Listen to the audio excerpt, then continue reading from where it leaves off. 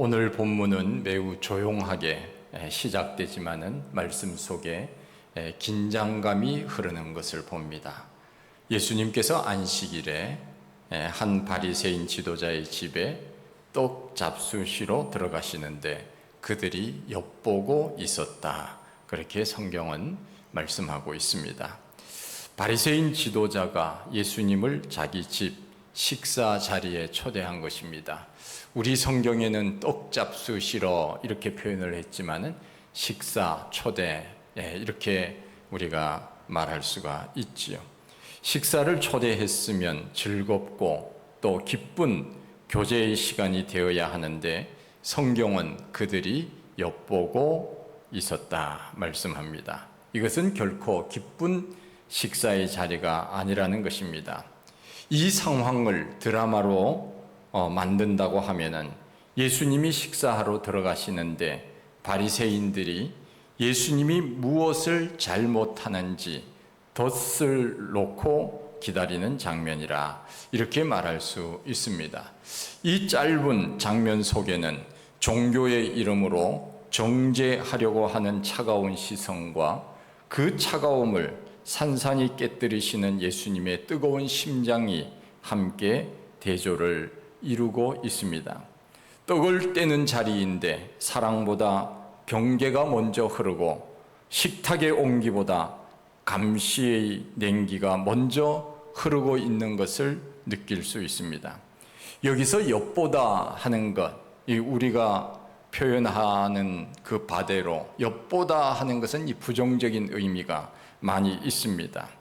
헬라어로는 파라테레오라고 하는 이 단어인데 이것은 사랑의 눈으로 바라본다든가 호기심으로 바라보는 것은 아닙니다. 허물을 잡기 위한 감시의 표현입니다. 그들은 예수님의 얼굴을 보는 것이 아니라 예수님의 실수를 찾고 있었습니다. 바리새인들은 예수님을 초대한 것처럼 외형적으로는 바리새인들이 예수님을 초대해서 같이 식사를 하는구나 이렇게 생각을 할 수 있지만은 사실 바리새인들의 의도는 달랐습니다. 예수님이 우리가 놓은 덫에 걸리기를 기다리고 있는 자리라고 말할 수 있습니다.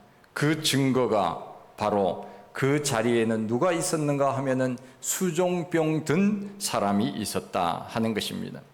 이 수종병이라고 하는 병은 현대의학 용어로는 수종 또는 부종이라고 하는데 체내에 물이 있어서 정상적으로 배출되지 못하고 세포 사이에 차올라 몸이 심하게 붓는 증상, 이 병이 바로 수종병 혹은 부종병이라 이렇게 말할 수 있습니다. 한마디로 말해서 고통 가운데 살아가는 사람이었다 하는 것입니다.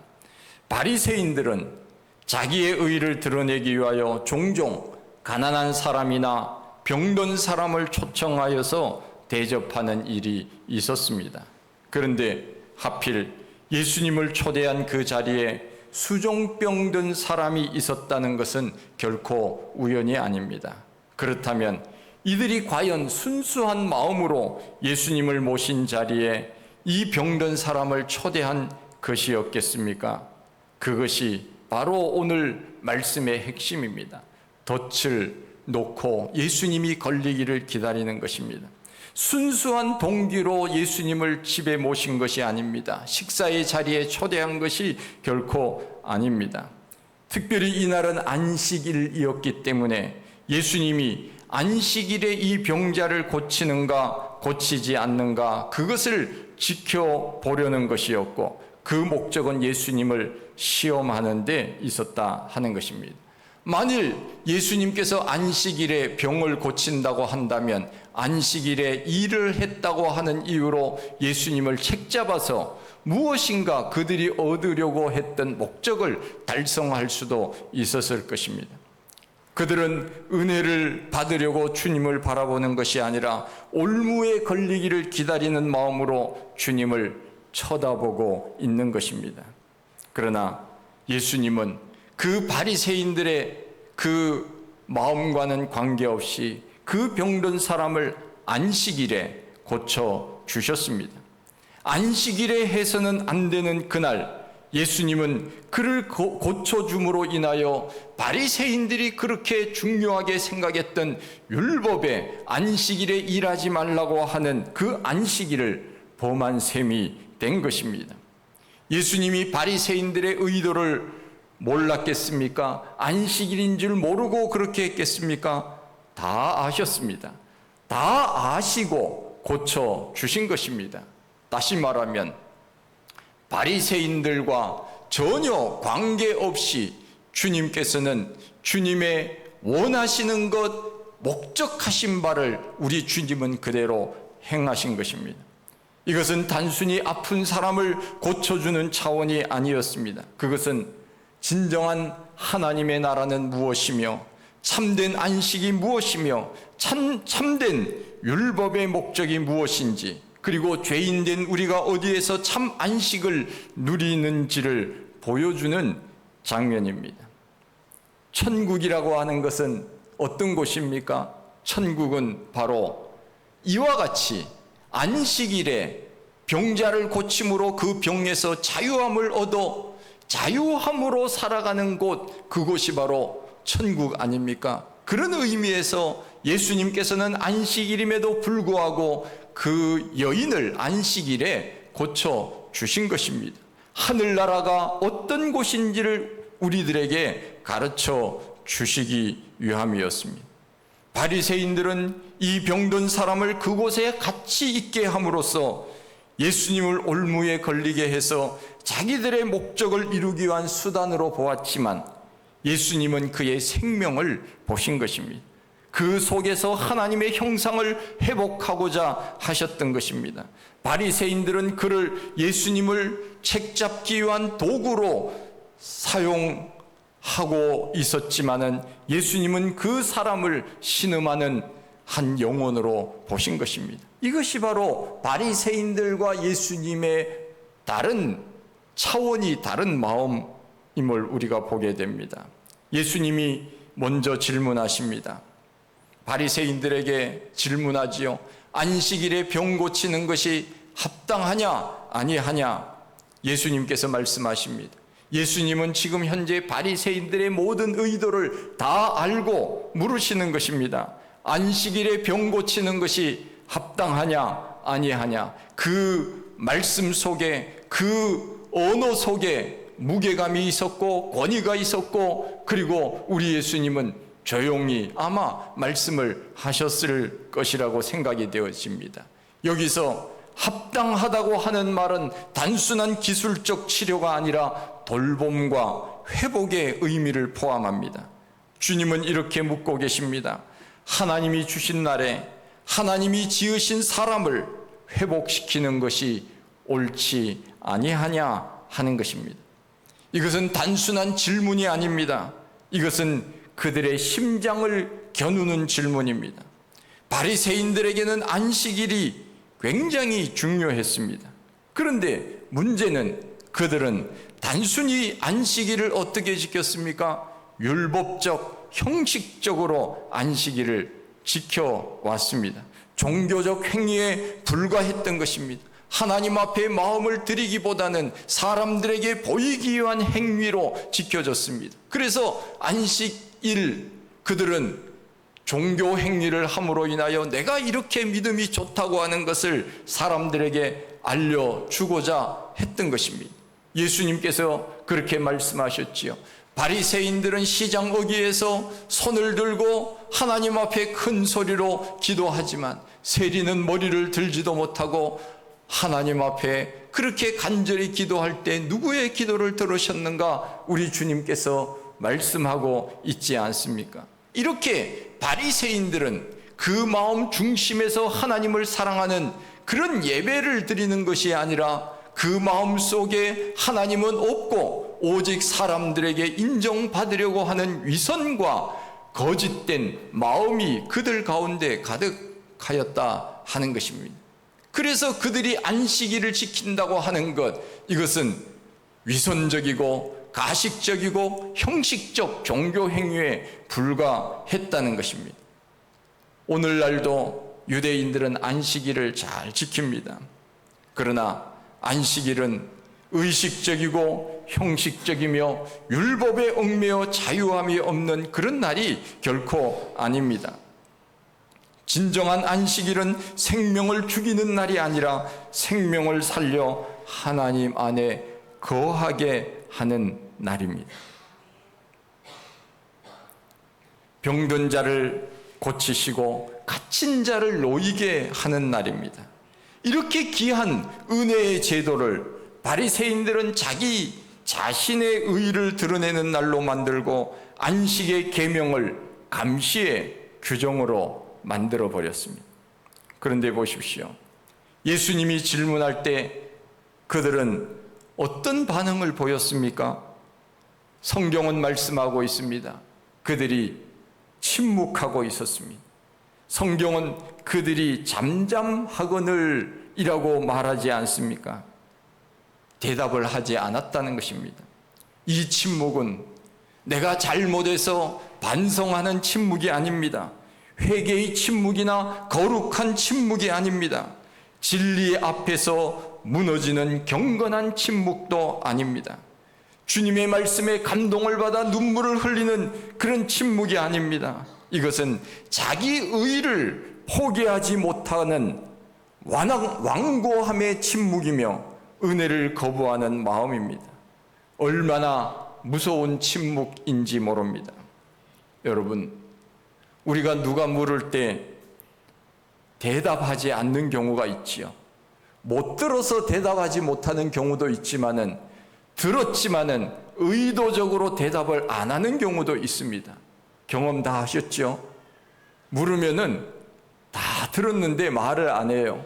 무슨 뜻입니까? 동의하지 않겠다. 그런 말 아닙니까? 여러분, 누가 물으면 대답을 해줘야 되겠지요. 예, 대답을 하는 것이 정상이지요. 우리가 요즘은 문자나 카톡 이런 것들이 많잖아요. 그러면은 개인적으로 서로 무엇을 주고받으면은 서로 대답해주고 이러면 얼마나 좋습니까? 그러면은 그 사람에 대한 신뢰가 이루어지지요. 그런데 대답을 안 하면은 여러분들 어떤 마음이 듭니까? 저 사람이 요즘 신세대 용어로 말하면은 내 문자를 뭐라고 해요? 씹었구나. 그렇게 표현을 하고 그렇게 하지 않습니까? 그러면은 마음이 그렇게 좋지 않아요. 대답이 없으면 마음이 좋지 않습니다. 나를 무시하는가? 내가 하는 말이 옳지 않은가? 내가 무슨 잘못을 저지른 것이 아닌가? 그 사람하고 관계가 별로 좋지 않은 것은 아닌가? 여러 가지 생각을 하는 것 아닙니까?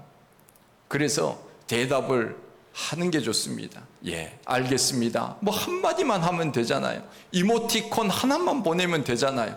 그런데 아예 침묵을 했다. 이것은 뭔가 지금 잘못 알고 있는 것 아니겠습니까?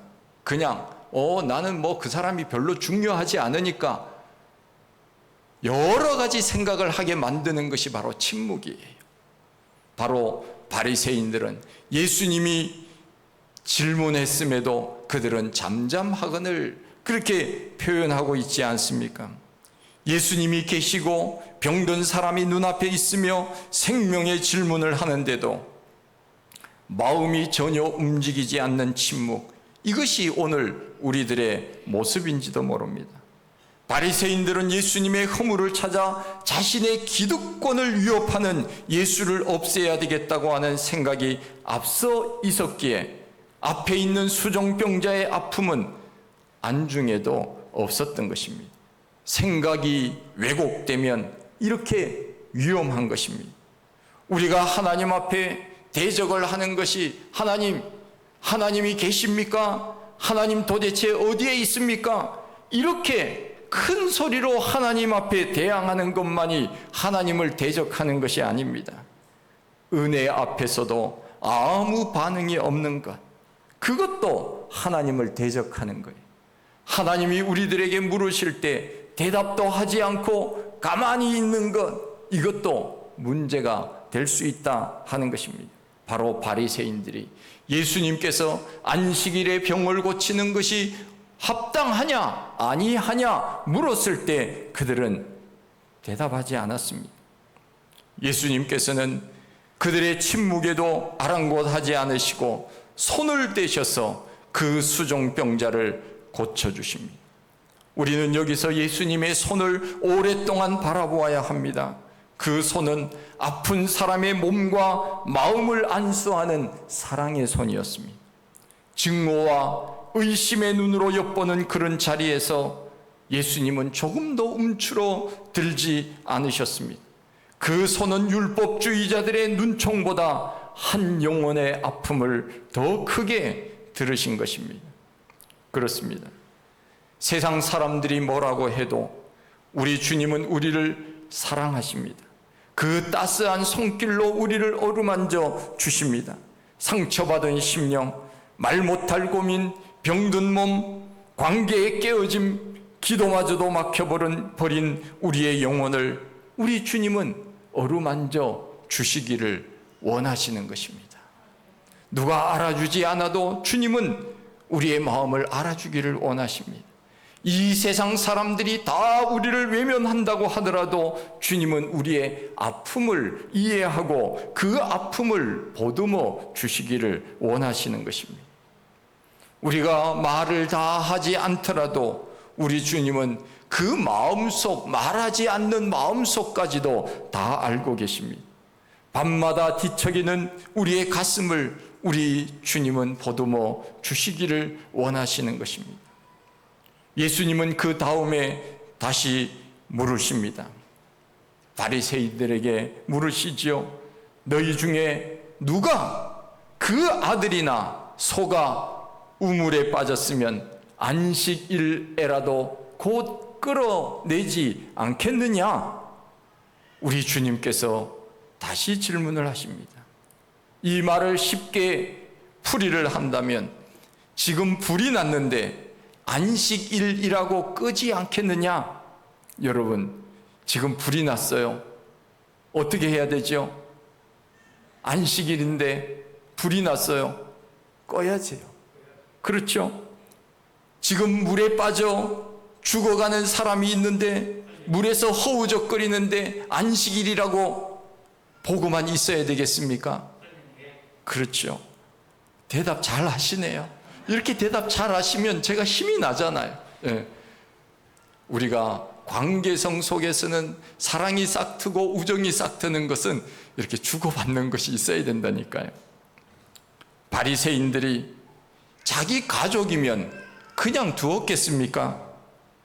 자기 가족이 지금 물에 빠져 죽는데 안식일이라고 그냥 두겠습니까?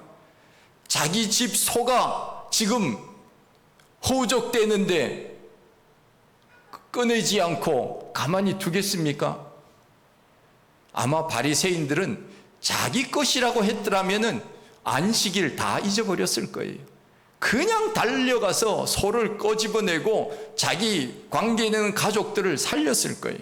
그런데 지금 남이니까, 수종병 든 사람이 자기하고 관계가 없으니까 주님이 이 사람 고쳐주는가 안 고쳐주는가, 지금 병자에게는 관심이 없어요. 아파서 지금 몸이 온통 다 부어있는 이 사람에게는 전혀 관심이 없고 예수님이 지금 잘못을 저지르고 있는가 없는가 그곳에만 지금 초점을 맞추고 있는 것을 보게 됩니다. 자기 소유와 자기 가족에게는 유해를 허락하면서 왜 하나님의 형상을 지닌 한 영혼에게는 안식일이라고 하는 이유로 자비를 금지하느냐 하는 것입니다. 이것은 율법에 대한 무지가 아니라 사랑의 왜곡입니다. 사람들은 늘 자기에게 유리하게 규칙을 만들고 타인에게는 엄격하게 적용하는 것을 보게 됩니다. 내 사랑하는 사람이 아프면 규칙보다 생명을 앞세우고 남의 아픔을 볼 때는 생명보다 규칙을 앞세웁니다. 이것이 죄인의 이중성입니다. 우리는 너나 할 것 없습니다. 어떤 상황 속에서는 다 이와 같은 것을 우리는 아마 적용하고 있는지도 모릅니다. 아, 그것은 남의 일이니까, 내 일이 아니니까, 저기 멀리 저 남미에서 일어나는 저 지진, 그거 남의 일이니까 아마 그냥 넘어가기가 쉬울 겁니다. 그러나 당장 우리 앞에 있는 어떤 문제들이 닥쳐왔을 때는 우리가 급히 행동하지 않습니까? 바리새인들은 말씀을 지킨다고, 율법을 잘 지킨다고 그렇게 생각을 했지만은, 그러나 철저히 율법을 가지고 율법을 이용하는 이중성을 지금 드러내고 있는 것입니다. 바리새인들이 틀린 성경을 가지고 있었던 것은 아닙니다. 문제는 성경을 읽으면서도 하나님의 마음을 잃어버린 것입니다. 계명은 붙들었는데 계명의 주인은 놓쳤습니다. 규례는 지켰는데 규례가 가르치는 긍휼은 놓친 것입니다. 겉으로는 분별력이 있었지만 영적으로는 눈이 멀은 것입니다. 이단들이 그렇습니다. 이단들도 우리와 똑같은 성경을 가지고 있습니다. 성경 66권, 우리하고 똑같은 성경을 가지고 있습니다. 통일교, 안식교, 여호와의 증인, 신천지, 하나님의 교회, 구원파 다 똑같은 우리와 같은 성경을 가지고 있습니다. 그러나 거기에는 하나님의 사랑보다, 하나님의 말씀보다 교주의 법칙이 더 우위에 있습니다. 교주의 배만 채우면 됩니다. 성경을 왜곡하여 자기들의 기득권만 지키면 되는 것이 바로 이단입니다. 그래서 이단이 위험한 거예요.